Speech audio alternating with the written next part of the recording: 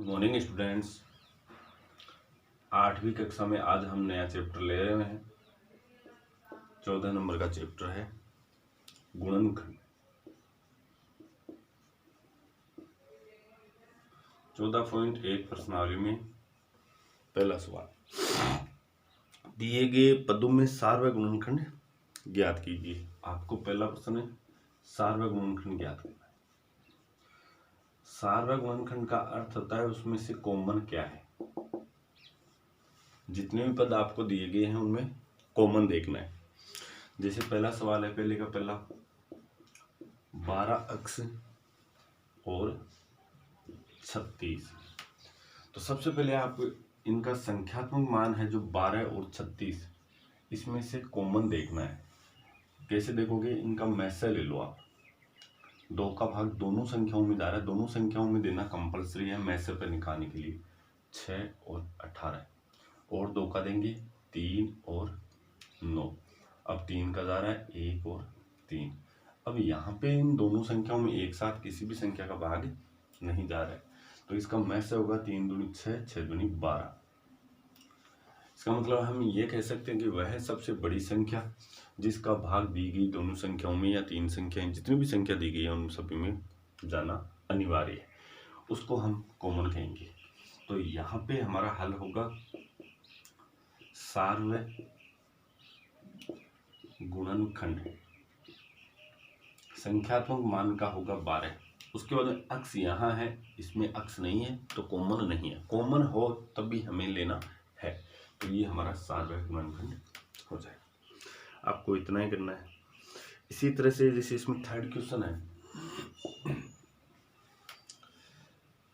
14 PQ,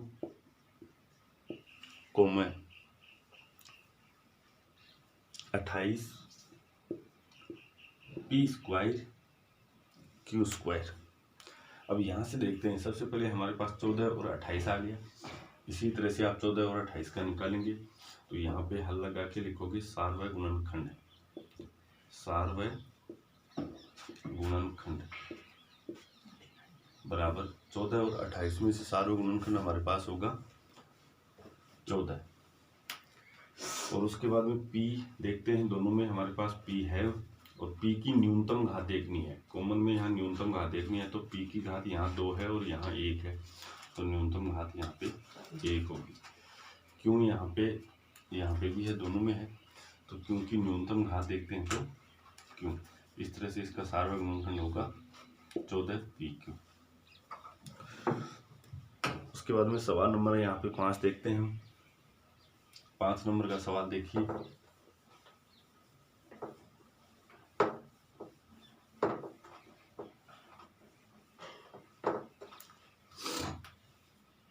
पहले का 5वां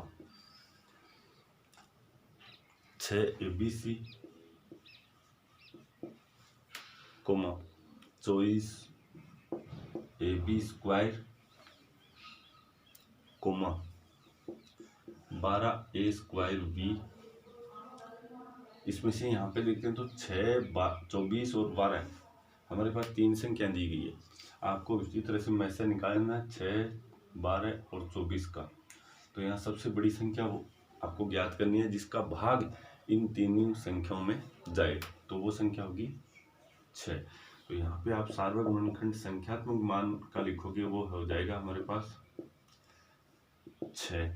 उसके बाद एक को देखते हैं, ए यहाँ है, यहाँ भी है और यहाँ भी है, इसका मतलब तीनों में है, कॉमन आ रहा है, तीनों में है। तो इसकी न्यूनतम घात देखते हैं, यहाँ 1 घात है, यहाँ 1 घात है, यहाँ 2 है, तो 1 घात इसका कॉमन आएगा। उसके बाद बी को देखते हैं तो बी यहाँ भी है, यहाँ भी है, यहाँ भी है, तीनों में है, तो बी न्यूनतम देखते हैं तो बी की घात 1 आएगा। सी देखते हैं, यहाँ है, यहाँ नहीं है, यहाँ नहीं है, तो इसका मतलब कॉमन नहीं है, और इसका आंसर आएगा 6। इस तरह से आपको सार व गुणनखंड करना है। उसके बाद में एक अंतिम सवाल देखिए, जैसे 8वां सवाल देखते हैं हम। पहले का 8वां 3 अक्ष स्क्वायर y³, 10 अक्ष cube y²। Comma 6 x square y square z square, z पे स्क्वायर नहीं है, ये सवाल है। तो यहाँ पे सबसे पहले संख्या तो मान देखते हैं, तो 3, 10 और 6 है। सार्वक गुणनखंड लिखेंगे, सार्वक गुणनखंड। तो सार्वक गुणनखंड में 3, 10 और 6 का हम यदि मैसे निकालते हैं तो इनका मैसे आएगा 1, क्योंकि तीनों संख्याओं में एक का ही है, एक साथ भाग जाएगा। तो यहाँ पे आपको 1 लगाने की आवश्यकता नहीं है, लगा देते हो तो भी चलेगा, 1 लगा दिया। अक्स देखते हैं, यहाँ भी है, यहाँ भी है। तीनों संख्याओं में, तीनों पदों में हमारे पास अक्स दिए हुए हैं। अक्स की न्यूनतम घात यहाँ 2 है, यहाँ 3 है, यहाँ 2 है, तो न्यूनतम घात 2, अक्स की घात 2। वाई देखते हैं, यहाँ तीनों में है, वाई की न्यूनतम घात यहाँ 3, 2 है, तो वाई की घात 2। बाकी जेड हमारा नहीं आएगा। अब आप 1 को लिखो चाहे मत लिखो, कोई फर्क नहीं पड़ेगा। इस तरह से ये हमारा पहला सवाल यहाँ पे कंप्लीट होता है, सार्वक गुणनखंड। उसके बाद में दूसरा सवाल देखते हैं, इसमें 14.1 प्रश्नावली का दूसरा सवाल।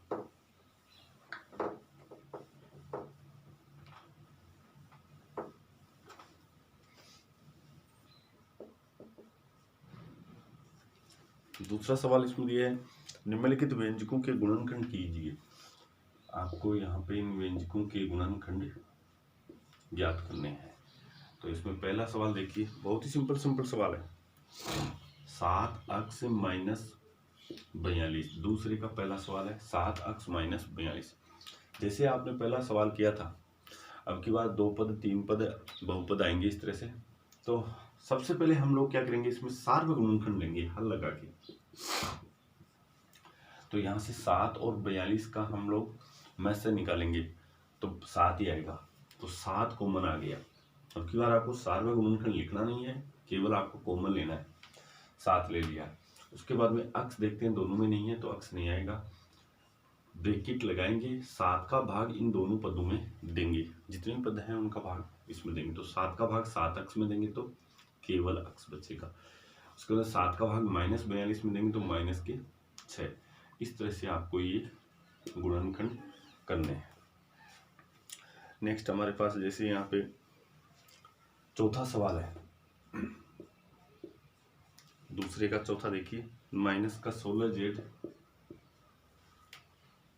Plus 20z cube. अब यहाँ पे हम हल लगा के कॉमन लेंगे तो माइनस 16 और 20 है, इन दोनों में कॉमन लेंगे तो यहाँ पे आप माइनस भी ले सकते हो प्लस भी ले सकते हो, ये अपनी इच्छा पर रहेगा। तो माइनस का ले रहे हैं, 16 और 20 का हम लोग में से निकालेंगे तो हमारे पास 4 आएगा, तो -4 यहाँ पे कॉमन आ गया। उसके बाद जेड देखते हैं, जेड यहाँ भी है और यहाँ भी है, दोनों में है। तो जेड की न्यूनतम घात देखेंगे तो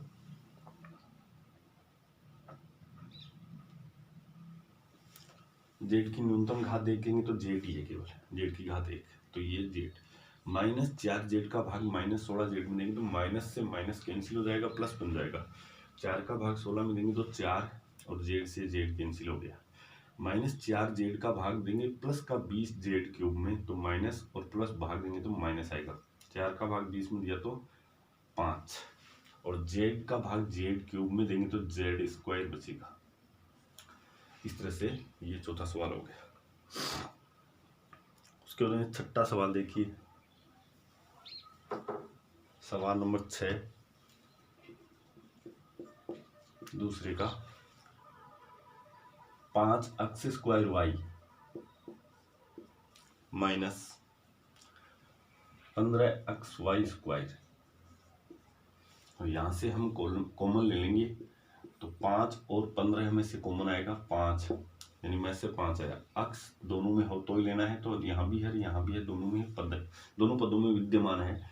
तो अक्स की न्यूनतम घात अक्स है, वाई की न्यूनतम घात देखते हैं तो, और ये इसका सॉरी, फिर जो बचेगा उसको ब्रैकेट में देना है, यानी कि 5 अक्स वाई का भाग देना है इसमें। तो 5 से 5 कैंसिल हो गया, 1 आया। अक्स का भाग देंगे अक्स स्क्वायर में तो अक्स आ गया, वाई से वाई कैंसिल। 5 अक्स वाई का भाग देंगे -15 अक्स वाई स्क्वायर में तो -3 अक्स से अक्स कैंसिल, वाई का भाग देंगे वाई स्क्वायर में तो वाई, ये इसके गुणनखंड होंगे। उसके बाद में अगला देखते हैं हम लोग आठवां है -4a² प्लस का 4ab माइनस का 4ca। हल लगाएंगे, कॉमन देखते हैं। अब यहाँ माइनस आ गया तो आप माइनस ले सकते हो, जैसे माइनस ले लिया, 4 यहाँ यहाँ यहाँ, तो 4 तीनों पदों में 4 कॉमन आ रहा है तो 4 ले लीजिए, इसका मैसेज 4 आया संख्यात्मक मान। ए यहाँ भी है, यहाँ भी है, यहाँ भी है, तो ए भी आ जाएगा। -4a का भाग देंगे तीनों पदों में, -4a का भाग सबसे पहले -4a² में देंगे तो माइनस से माइनस प्लस बन जाएगा, भाग देने पर 4 का भाग 4 में दिया तो 1 आया, a का भाग a² में देंगे तो 1, तो ये प्लस का a आ गया। माइनस का है, भाग देंगे प्लस में तो माइनस आएगा पक्का ही, 4a से 4a कैंसिल हो जाएगा, जो बच गया वो लिख देना है b। माइनस माइनस यहाँ पे प्लस हो गया है तो ये प्लस करेंगे, 4a को कम कर देना है तो 4a को कम कर दिया तो c बच गया। इस तरह से ये हमारा गुणनखंड हो गया। तो दूसरा प्रश्न हमारे पास बहुत ही सिंपल सा था। उसके बाद में एक 10वां सवाल और देख लीजिए, अंतिम है हमारे पास।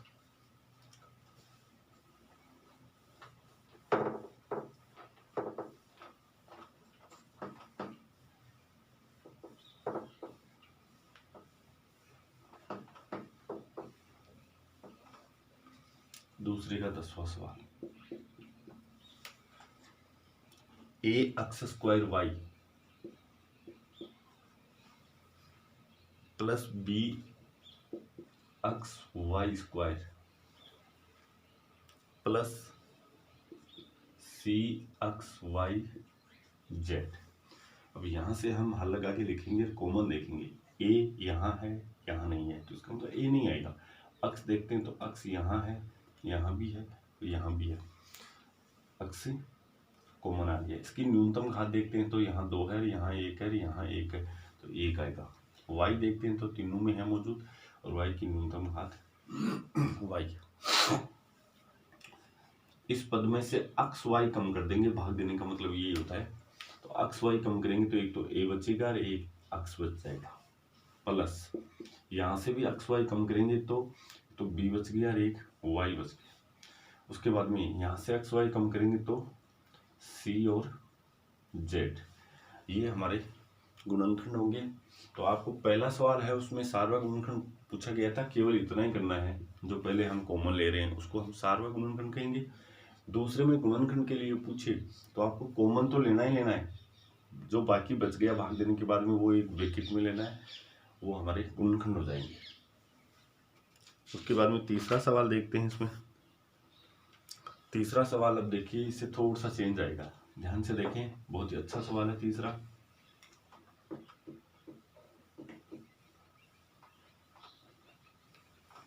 तीसरा सवाल है गुणनखंड कीजिए।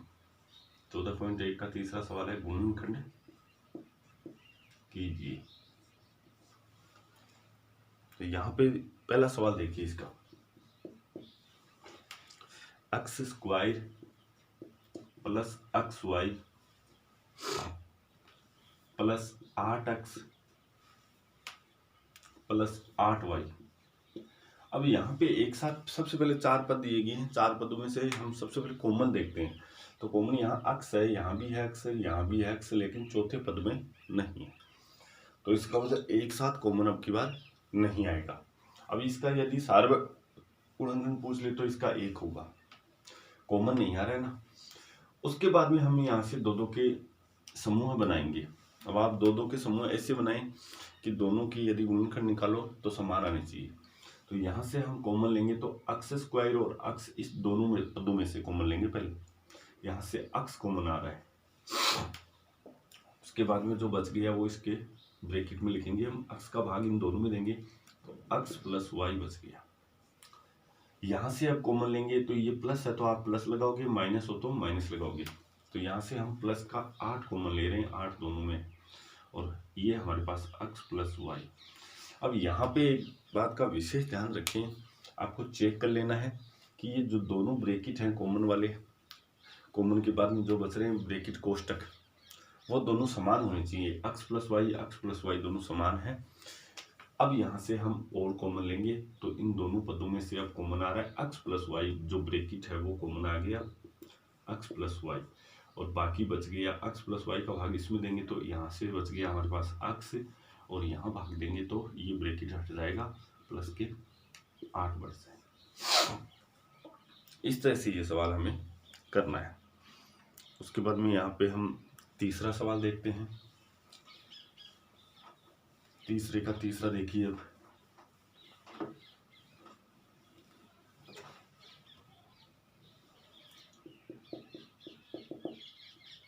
ax plus bx minus ay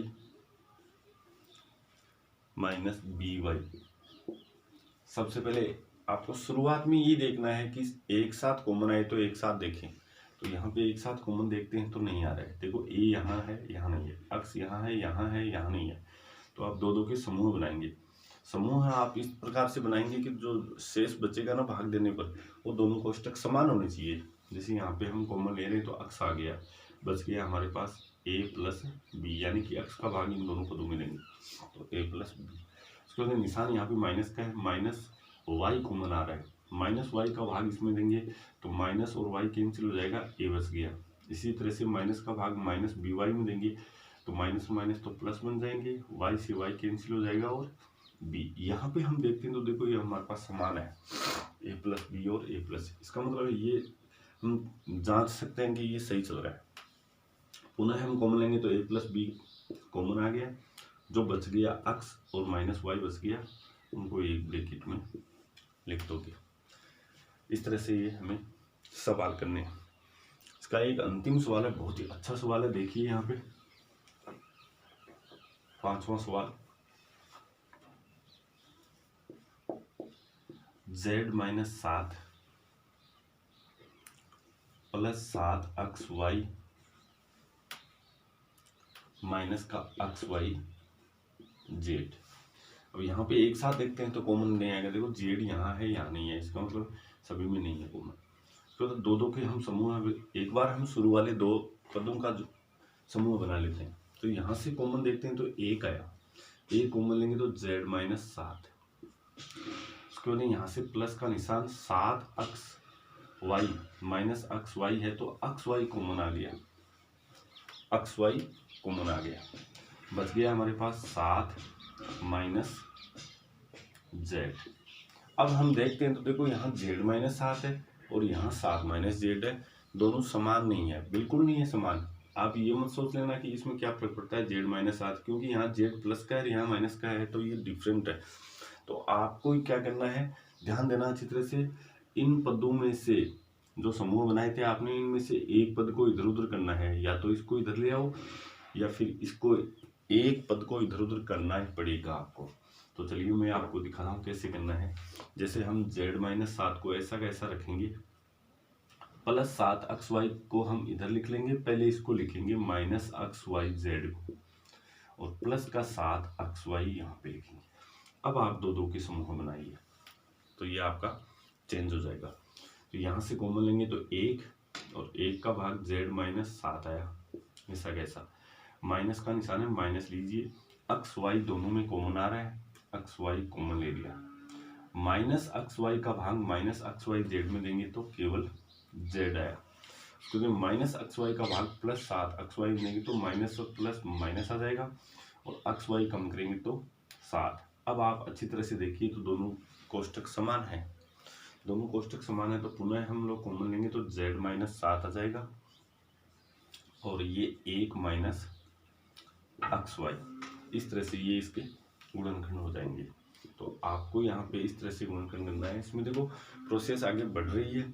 सबसे पहले सार्वक गुणनखंड आया था, फिर 2 पदों के गुणनखंड आए थे, अब 3 या 4 पदों के गुणनखंड आ रहे हैं।